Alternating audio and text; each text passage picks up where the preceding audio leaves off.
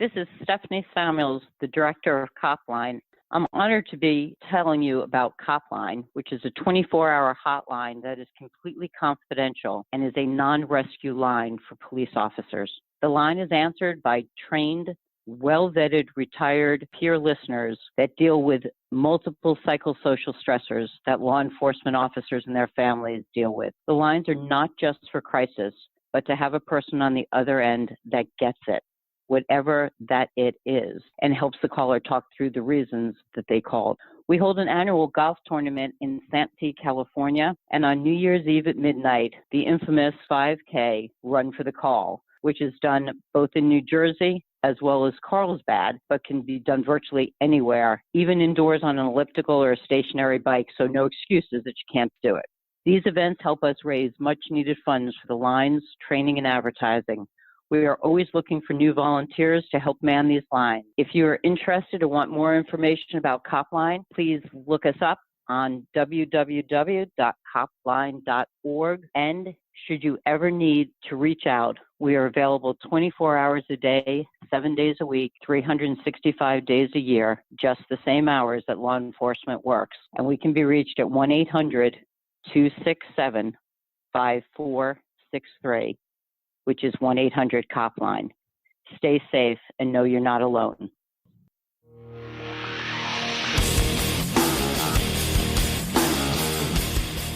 Hi, this is Mike Cook, and welcome to Positive Connections Radio.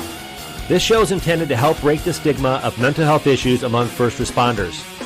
I know from personal experience how PTSD, depression, and addiction can take over your life while suffering in silence. I was a police officer for 19 years and spent the last 10 years of my career as an undercover narcotics detective. I didn't reach out because of fear, lack of trust, shame, and stigma. It took me losing it all before I got help. With a new perspective and passion for life, I can now help others find a way out. Working together with peer support, wellness units, and the mental health and recovery field, we can bring about positive change for the ones who protect us all. The guests on this show offer unique and valuable information, support, and experience, and are the voice for those waiting to be heard. Enjoy the show. Hi, this is Mike Cook, and welcome back to Positive Connections Radio. Today, we have an amazing person I know very well, and her name is Christy Warren. She is retired Berkeley Fire Department. Christy, welcome to the show. Thank you so much for having me. How you doing? We met last year at West Coast Post-Trauma Retreat. And yes, we did. And that's an amazing program. I spoke to Nick Turkovich last week, and I got the opportunity to go through the program last year and meet you. So tell us a little bit about yourself and what your life's been like. Oh, goodness. So I've been a paramedic firefighter for like a total of 25 years. I started in Vallejo in the 90s, and I was a medic there for a private ambulance company for about 8 years. And that's when we had like the highest homicide rate like in the nation. And then I became a firefighter. I wanted to get in the fire service. So I worked for little department called Moraga Orinda Fire, and they're just like a small little bedroom town, very like expensive. It's kind of where all the Bay Area celebrities live. Okay. It was slow there, but I probably saw my gnarliest calls there, which is kind of weird. The department was just it was a great department, great people, just too small and slow for me. And so I went to Berkeley, and then that's where I retired from. I was at Berkeley for about 15 years. Am I going to my PTSD stuff now? Well, sure, whatever you want. I'm sure through those years, I mean, you saw, because firefighters, police officers, they're the first to respond to a scene, and, firefighters are usually the ones that are there before anybody else gets there. So you've probably been through a lot of different things and maybe cumulative over the years. Yeah, that's what my issue was. It was cumulative. Yeah, the stuff I saw in Vallejo was insane. And like I said, Moraga and Berkeley. As this cruising along, and things didn't bother me. I'd go to a couple of critical incident stress debriefings, and we had a house fire. We had 4 kids that were burned really bad, and I was the first medic on scene of that. And anyways, it was a big issue in the community, and we had critical incident briefing, everybody's crying, and I'm just like sitting there like, oh my God, I look like an asshole, but I'm not crying at all. I was almost trying to cry, so I didn't look like a jerk. I just sucked it up really well. I didn't try to. It wasn't like I was trying to, push it down, but I just did, and I was really good at it. I think it's what made me, halfway decent at my job. And then I think it just all started building up, and I kind of liken it to putting it in stuff all those calls in a box. Mm-hmm. You close the lid, put another call in the box, close the lid, and then when that box gets full, it just explodes all over everything. Exactly. So I started having symptoms. I wasn't sleeping. Every time the tones would go off at work, I just started having this unbelievable anxiety. Like a really silly call, like a call for service, like a fire hydrant's leaking, would set off the same like physiological response to me that like this huge fire with 14 kids trapped inside. Wow. Would set off. Yeah, I wasn't sure what that was all about, and I just kind of kept working, and then I started having I just started having this videotape that would play in my head over and over and over of just crappy calls. It's like being haunted, like being trapped in a movie theater, them playing horrible movies, and you can't close your eyes and you can't get out, and the volume just keeps getting turned up and the screen gets brighter. And then I started having nightmares, waking up screaming, soaking wet. So I was like, whoa, something's going on. And a lot of people at work were saying, man, you've been an asshole lately. Right. Well, it's been a different attitude too, because you're a woman firefighter. And I know the numbers are really low on women firefighting. It's a very tough job. It's a strenuous job. And the attitude, I know among the guys that I know that are firefighters and even police officers and first responders, the stigma is so thick, you just, like you said before, you suck it up. Hey, you wipe it off and you go back to work. What you need to do, you need to take care of business. And it must have been extremely difficult for you to even think about, saying that, hey, I'm suffering from some weird emotional things that I can't stop thinking about in your position. No, that's exactly right. I worked so hard to make sure everybody knew that I was tough and I could do the job, and I was going to work my ass off and nothing was going to bother me and I could handle everything. And so to all of a sudden, like, I never cry. I'm not a crier at all unless I get like super angry, but I'm just not a crier. I'd start crying at work after, some silly little broken arm call. I'd start crying, and it's like, oh my God, nobody can see this. Cause once you kind of get that label, then people are going to start worrying about working with you, and you're going to be able to do the job. And, especially being a woman firefighter, I didn't know. I only knew one other person in my department who kind of struggled with this, and but he came back to work, and nobody talked about it. I kind of heard about PTSD, but nobody in my department talked about it. There was nothing that the department offered in terms of help. So I did everything I could to not let anybody see me. But I did though start seeing a therapist, because I'm like, something's wrong. I got to figure out what it is and fix it like right now. So I started seeing a therapist, and she was like, yeah, you PTSD. And that was in like May. And then I just kept working, and it just kept getting worse and worse and worse and worse until one morning I get off work and I just cry all the way home. Wow. And then one morning I got off work and I told myself I wasn't going to cry on the way home, and I didn't. And I thought I was great. And then I got home and changed my clothes and went to go play tennis with a friend. And I just lost it, and I was crying so hard, and I was very, very close to killing myself and driving into a tree just because I couldn't take it anymore. Right. And I'm like, even if I end up in the hospital, like unconscious for a month, I can shut all this stuff off for a month, and I don't have to go to work until I'm a month too big of a sissy and I can't do my job.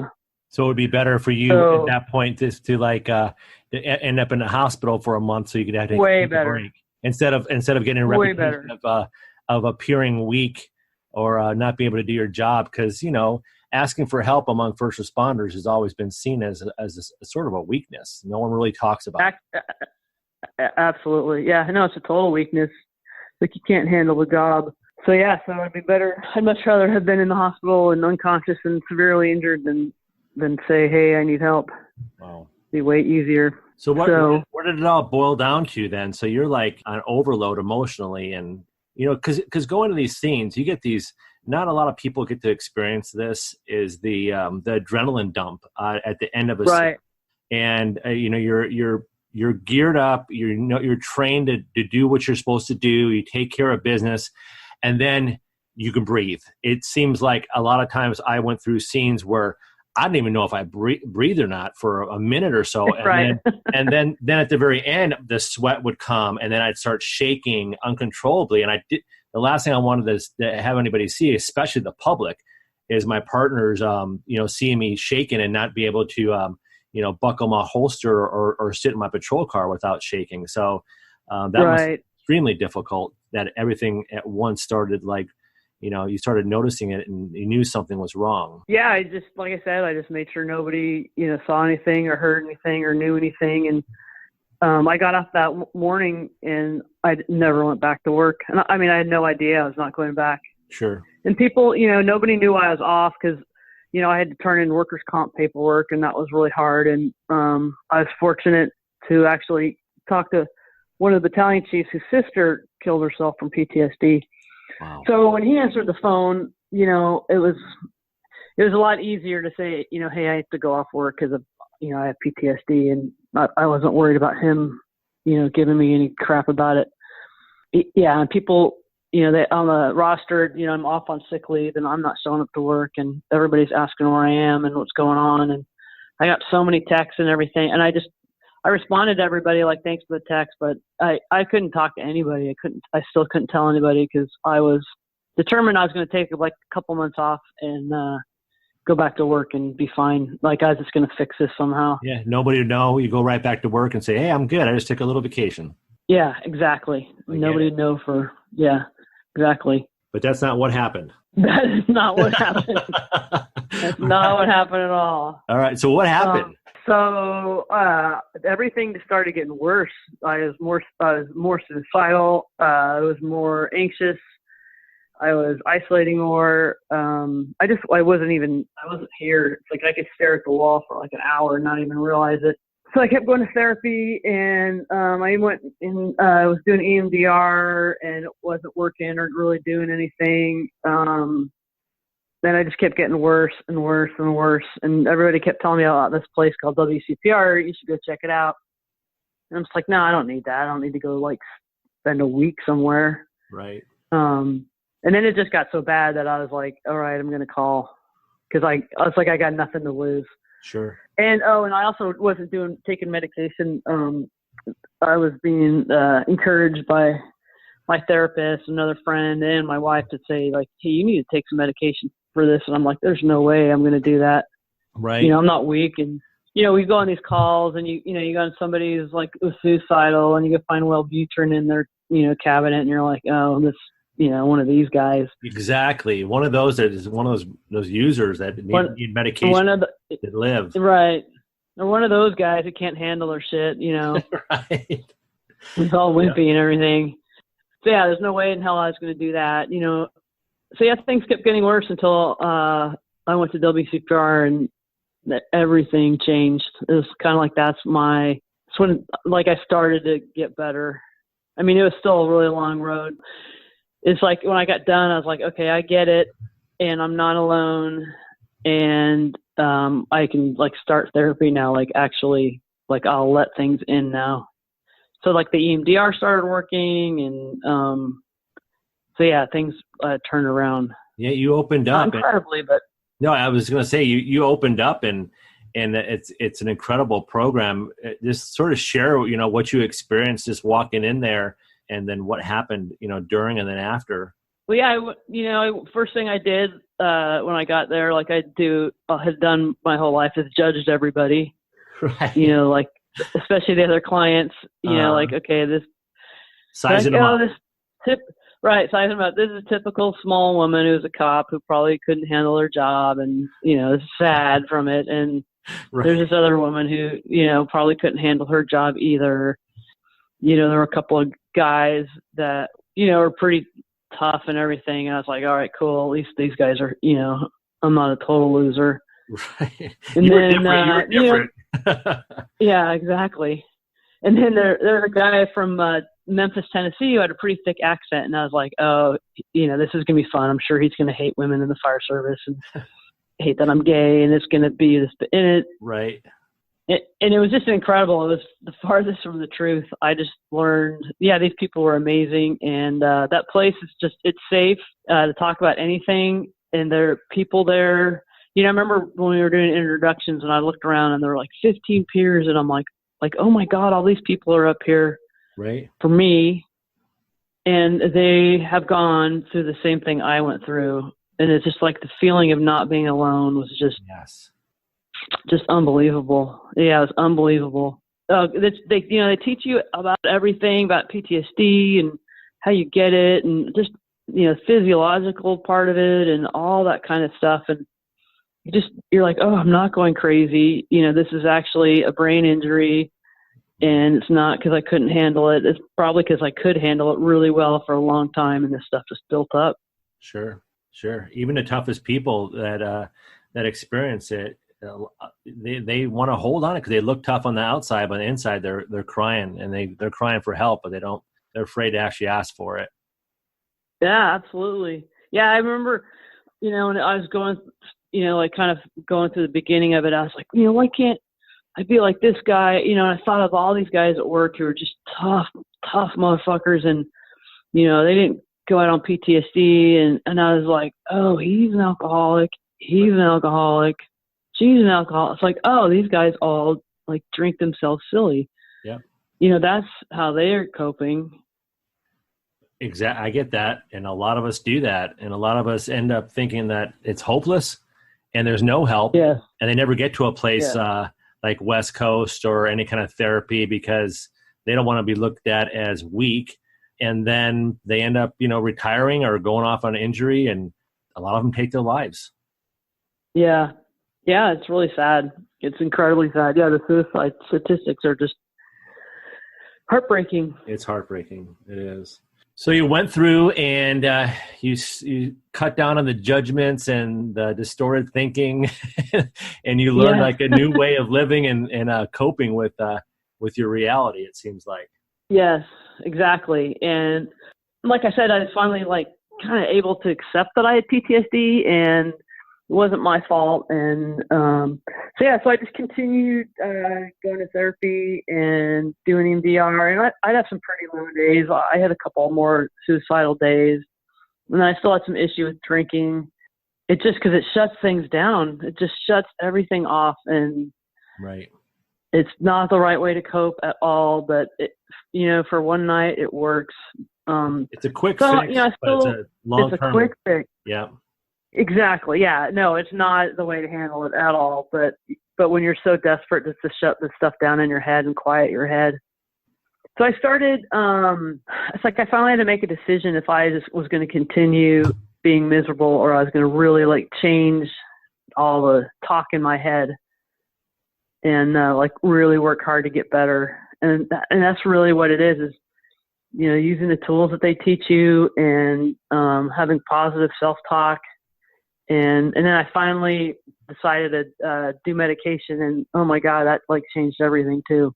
Good for you. It reduced the symptoms like unbelievably. And yeah, before I was just like, don't you even mention the word medication around me. And now it's like, oh my God, if you take my medications, I'm going to cut your arm off. And you know how to fix them too once you do. Exactly. So that helped a lot. Yeah, it just took a while, and yeah, you still get triggered and you still have anxiety, and I still have a nightmare here and there where I wake up screaming. But it's like it doesn't ruin my day. It doesn't haunt me. It's not horrible anymore. And I can just say, oh, I just kind of identify it like, oh yeah, that's a trigger, and then move on. And it feels really good to feel really good. It's great. And I'm so glad you went through it the first time because you came back as a peer. I don't know if when I met you last year was the first time you came back. Or you went back before as a peer, right? No, I went back several times. Yeah, like many, many times. Okay, it's great, and I know that they have. I mean, it's like 3-to-1 for the peers for each Oh, yeah, there's a ton of, a bunch of peers, and yeah, they actually take care of you. I remember the first night, it's like they come and they're clearing my plate, and it's like, most of us first responders, we've never had anybody take care of us. We take care of everybody else. We're usually the caretakers in our families, our friends, and everybody else. And oh my God, to have somebody come and take care of you for a week was just amazing. And the peers were there. You have an issue, they'd be able, bam, and they help talk to you, and they really just took care of you for a week. And everybody understands. I mean, everybody has gone through it before. Even the clinicians, everybody's volunteering their time. The clinicians are there. They're very good clinicians, and they just have empathy and understanding because they've gone through similar things that you have. And it's an amazing. Yeah, the clinicians are amazing. Yeah, like you say, they volunteer their time. And it's not just they're volunteering their time, but they're giving up, a whole week of their own pay. And they're just the dedication just blows me away. How many people, want to go back. And, when you go back as a peer too, you're not just there for the clients, you're also there for yourself. There'll be times where, things are getting triggered more lately and just starting to feel a little bit crappy. And they're like, okay, I need to go back to WCPR, kind of get a tune up and like be around my own people, who understand. It's like you don't have to explain anything. Like I went on a trip to New Orleans with some friends, and we went to the Katrina Museum, and I got triggered horribly in there. And I'd like explain like why I had to leave, and and when you're at WCPR, you don't have to explain that at all. You just say I feel crappy or whatever, and everybody knows exactly what's going on. Yeah. So it's nice to be around those people from time to time. Exactly. You're home. I felt home when I went there. I felt home walking in that place the very first time. And it was just amazing. It's an amazing program. And so you're doing that. And so it takes you to here. So you had to retire out as a firefighter. And right. Yeah. They wouldn't let me go back to work. It's like the whole thing was like, I knew I could go back and do my job, but at what cost? It would destroy me. I'd get the one, big fatal accident, and I'd really be a mess. So yeah, I had to retire out.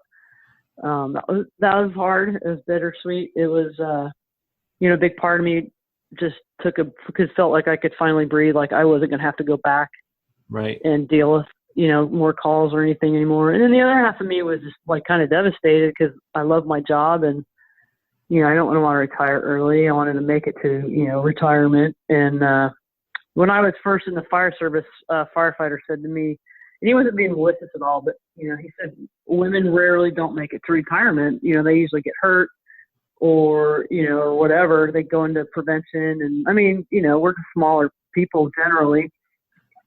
And so I remember him saying that, and I was like, there's no way in hell I'm going to retire early. Like I made a vow, like that will never happen. Right. And then to have to retire early was pretty devastating. You see a sense of losing your identity too, because you're a firefighter almost all your life, at least almost all your adult life, and then all of a sudden it stops, and where do you go from there? And it seems like you are picking up the pieces and putting them back together, and you're an inspiration to other people that are actually might be in your situation right now, or are going through it, or feeling the signs and symptoms. They are in year 5, year 6, year 7. And especially the female firefighters out there, that they're afraid, especially to speak up because they're such a minority. It's got to be tough to be a woman in the fire service. Yeah, no, he said it exactly right. Like women don't want to speak up because it's kind of like that's what's expected of them, is to have a hard time and not be able to handle, how hard it is and all that kind of stuff. So when a woman, speaks up like that, it's just like, okay, typical woman. I remember my workers' comp attorney said to me, she goes, you feel like you let down every female firefighter, don't you? And I said, yeah, I absolutely do. I was really fortunate, Moraga, Rinda, and at Berkeley. I was never treated poorly. I did my job, and I didn't go in there saying you have to respect me just because I'm a woman. I just shut my mouth and did my job. And, I had guys that would tell me, like, I don't think, women really belong in the fire service. And I really don't blame him either because, there's some guys like 6'2", and he weighs 250 pounds and he sees 5'6" me walking along. he's got to feel comfortable that I've got his back and I'm going to be able to drag him out of something. And so I understand their trepidation, but yeah, you as a woman, you have to work twice as hard to get the same amount of respect as a guy. Right. And hopefully that'll change. I mean, and I've spent a week with you and you're strong. I know you can take care of your own. So I don't think that's a problem with you at all, but getting through all this. So where are you at right now? What are you doing with the time that you have? So now, it took me a little while to figure out what I was going to do with myself. And one thing that helped me a lot with my symptoms and PTSD was being in the water. I was never a swimmer before. So I started spending a lot of time in the water, and I did the Escape from Alcatraz swim. What is that about? I haven't heard about that. Oh yeah, you get on a ferry and they take you out to Alcatraz, in the middle of the bay, and everybody jumps off and you swim from Alcatraz to shore to Aquatic Park. Wow, it sounds horrible. It's kind of cool, it's pretty cool, but I loved it. I had a beautiful day. I loved it. Somebody said, why are you doing something like that? And it's like, well, I haven't had anything scare the shit out of me in a while because I haven't been working. So, right. I wanted something.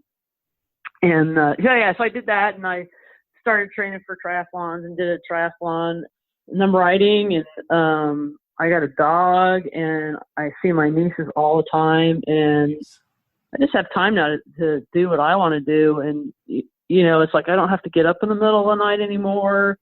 And, I'll see a fire or something on, the news or in the paper or online or whatever. And it still really pulls at me. But then again, it's like I have so much more. Because, we work 48-hour shifts, and you're just exhausted all the time. I mean, all the time. And it was just so nice to, sleep, which, of course, I need medication for. Sure. But still, just to get some sleep and feel good and not always be in a hurry. It's like I don't know, I get to enjoy my life now. It's not just a big trying to get through one day after another and being exhausted. And it's pretty nice. That's great. And you could be a role model for others too. And, especially going back and volunteering your time and living your life where you don't have to worry about, alarms waking you up and always being on the edge. You guys got to be always on the edge, when you're working. Yeah, you hit the nail on the head. Always being on edge. That's a big part. Yeah. And just any minute, you could be called into anything. And even when you're off duty, I've gotten called into work, multiple times. Right. And you're always on. And it's really nice to not live under those conditions anymore. I mean, you still, I don't know if you ever lose it, but it's incredible. It's just like you can breathe. It's really nice. Yeah, and I remember learning at Academy. It's like, when something's going down, you got to call. And I was a cop. When you get a call, you're in the red. You're freaking ready to go. But then when you back off the red, it's like a street light. It's like then you go into yellow. But don't ever get into the green, because green, you're too relaxed. So I spent most of my time, even off duty, I was always in the yellow. I was always ready. If I heard a siren or if I heard something, I'd always be like, oh, do they need my help? Oh, I'm going to be there. Oh, I'm pretty close. And, I was every second of the day, I'd always be thinking about work. So yeah, I think it's more so for cops. Firefighters do the same thing. Like, anytime I smell smoke, it's like, oh, is there a fire? Is it this? What I mean? And same thing. But, no, you're absolutely right. You're always, every second, you're ready for something to happen. Yeah. Do you still associate with some of the people you used to work with in the fire department? Yeah, I do actually. Yeah. I have a couple really good friends, from there, that I talk to, from time to time. And then, our department put together, I think after I left, and then we had another guy from my department get PTSD and have to leave. And, when that happened, our union actually said, oh, we got to do something about this. So they put together, counseling program, right. Peer counseling program. Yeah. And it's pretty amazing. And so, I went in there and they asked me to help them out. And so I helped them out for a while. And, I talked to every single shift about, my story and what happened. And that was really neat to go back and do that, especially the way I left. So yeah, and then I tried to be on the team, and it just kept triggering me too much because it was just too close, and so I left it. But yeah, those guys still are in contact from time to time, and So yeah, I am.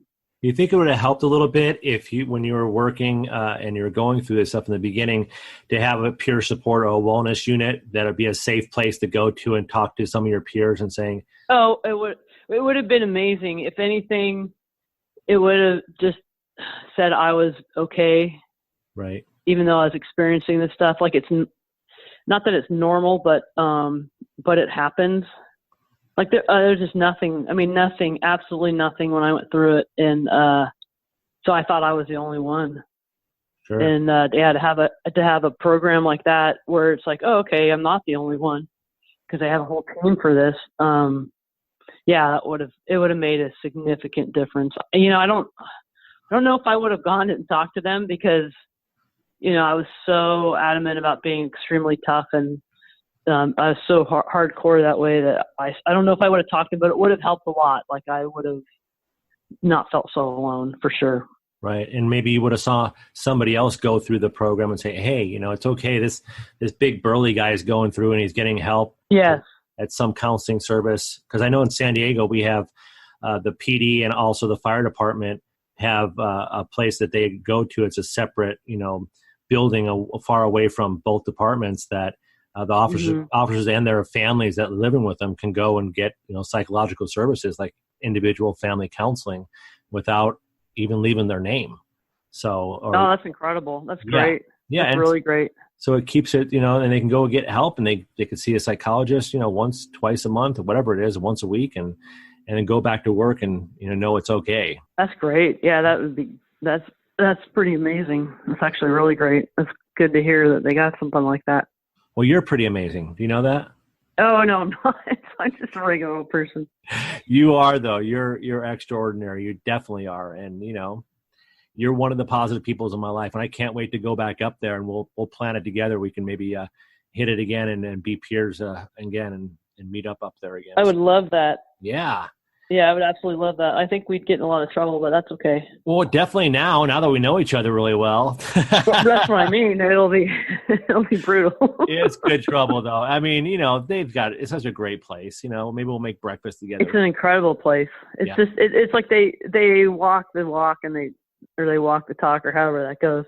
Yeah. They're just the real people. It's like the people like you dream about, a group of people who, you know, are all good people, and they make mistakes, but they're all there for, you know, the right reasons. And it's an incredible place.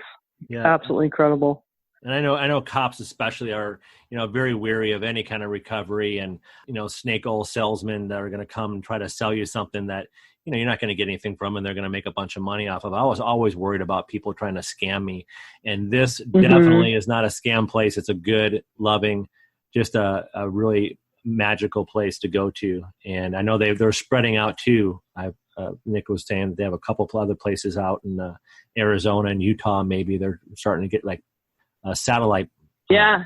They can't keep up with the demand. It's just the numbers. I remember being there one time, and Nick walks out of his office and goes, Chicago Fire just called and said they have 100 people that they need to send like right now. Right. And so it's good that it's spreading. But no, it's an unbelievable. It's just an incredible place. I can't even say enough about it. And I'm the most skeptical. Right. Like, I'm not into woo, you know, hippie stuff at all. But this place is it's amazing. It's absolutely amazing. Right.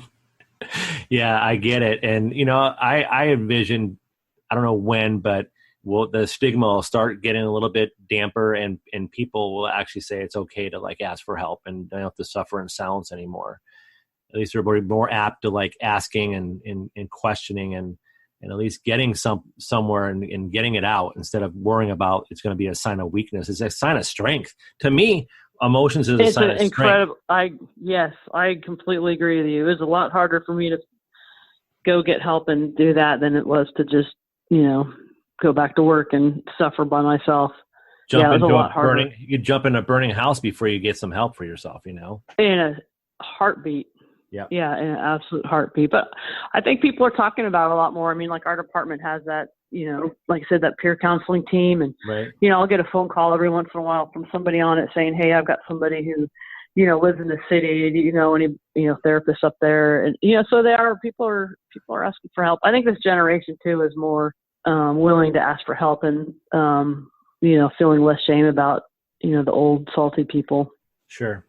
Yeah, things are changing, definitely. Our whole society is changing, and I'm glad that you're out there. If people ever need to, call you or talk to you, you would understand. Or if you meet someone that you've been there, done that, you've got through it, and you continue to work on yourself to be the best Christy possible. Yep, absolutely. Yeah, it's always a work in progress.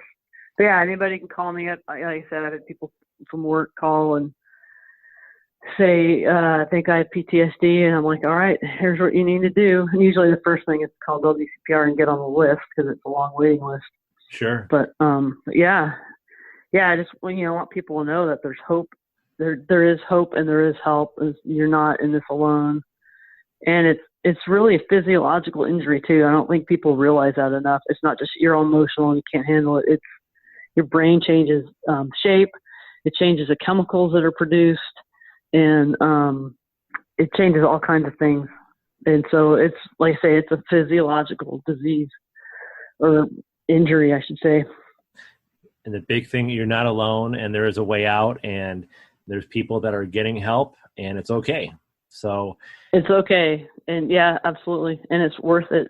Right on. I'm so glad you came on the show. I can't wait to. Oh my God. Thanks for having me. That's so awesome. Is there anything else you want anybody else to know or anything that's going on before we close up? Just like I said, there's hope out there and there's help out there. Don't suffer in silence. It's not worth it. You can get your life back. That's it. You bet you can. Christy, it was awesome having you on. And everybody that's listening, what a great show. And we'll talk to you next time. Christy, I'll see you soon. All right. Thank you.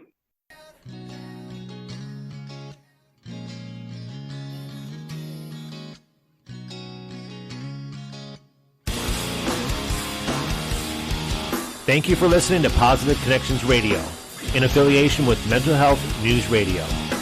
Have a great rest of your day, and until next time, be strong, stand up, speak your truth, and break the stigma.